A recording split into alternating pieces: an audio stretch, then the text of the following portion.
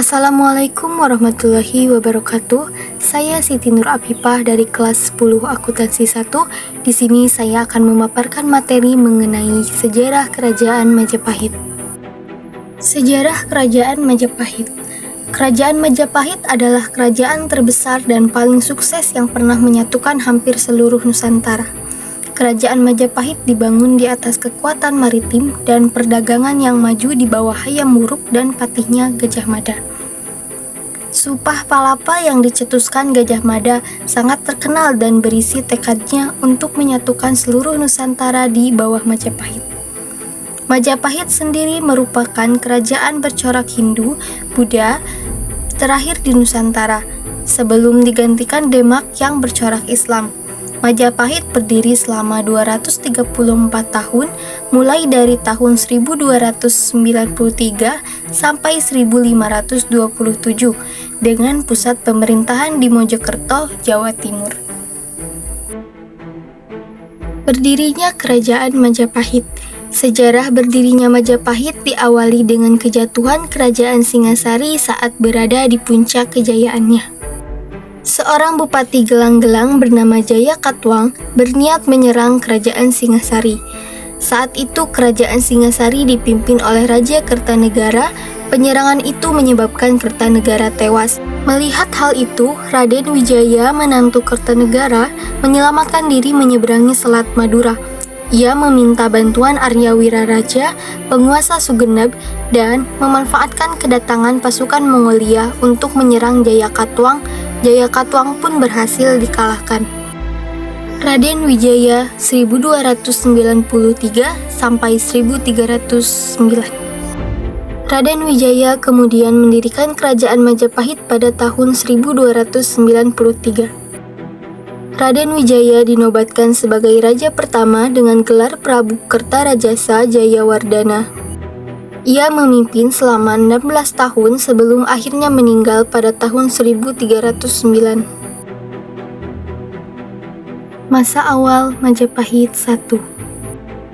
Raden Wijaya digantikan oleh putranya yang bernama Jayanagara hingga tahun 1328. Pusat pemerintahan Majapahit bergeser sedikit ke daerah Trowulan. Pada masa Jayanagara banyak terjadi pemberontakan. Salah satu yang paling berbahaya adalah pemberontakan Rakuti karena sempat berhasil menduduki istana. Sepeninggal Jayanagara, Majapahit dipimpin oleh Ratu Tribhuwana Wijaya Tunggadewi, adik tiri Jayanagara, dari tahun 1328 sampai 1350. Pada masa inilah Gajah Mada dilantik menjadi Mahapati dan mengucap Sumpah Palapa. Masa awal Majapahit II. Tribhuwana kemudian digantikan oleh anaknya yang bernama Hayam Wuruk dari tahun 1350 sampai 1389. Pada masa kepemimpinan Hayam Wuruk bersama Gajah Mada, Majapahit mencapai puncak kejayaan. Pengaruh Majapahit juga sampai ke negeri seberang, dari semenanjung Malaya, Tumasik hingga sebagian Thailand dan Filipina. Perang Bubat 1357. Pada masa Hayam Wuruk pernah terjadi pertempuran dengan kerajaan Sunda pada tahun 1357. Awalnya Hayam Wuruk hendak menikahi putri Raja Sunda yang bernama Dyah Pitaloka. Rombongan kerajaan Sunda pun datang ke daerah Bubat untuk mengantarkan Dyah Pitaloka. Namun, Gajah Mada mengambil keputusan sepihak yang menyatakan bahwa Dyah Pitaloka hanyalah berstatus upeti dari kerajaan Sunda. Untuk mendengar hal itu, kerajaan Sunda menolak dan marah, hingga akhirnya terjadi pertempuran yang tidak sembarang dan memakan banyak korban.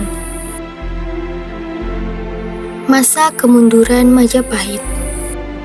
Setelah Hayam Wuruk meninggal, Majapahit dipimpin oleh Wikramawardhana, menantu Hayam Wuruk, dari tahun 1389 sampai 1429.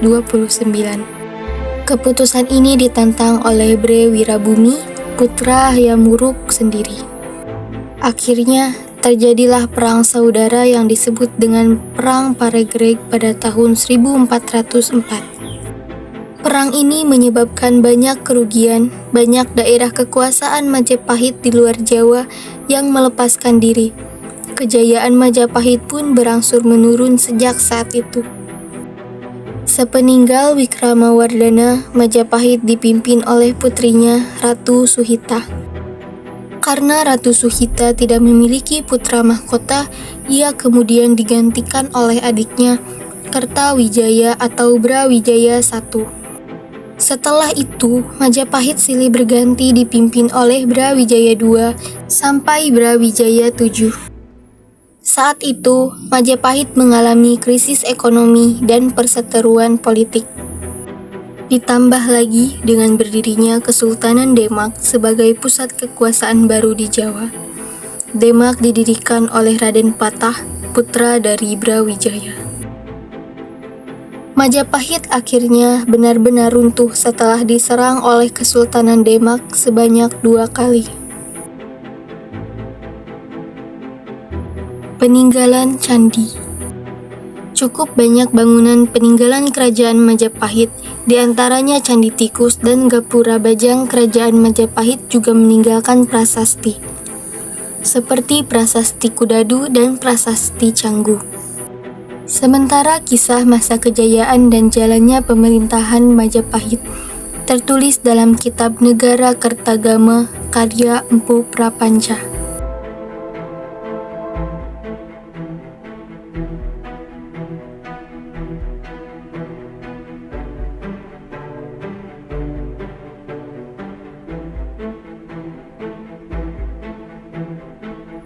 Sekian pemaparan materi dari saya. Wassalamualaikum warahmatullahi wabarakatuh.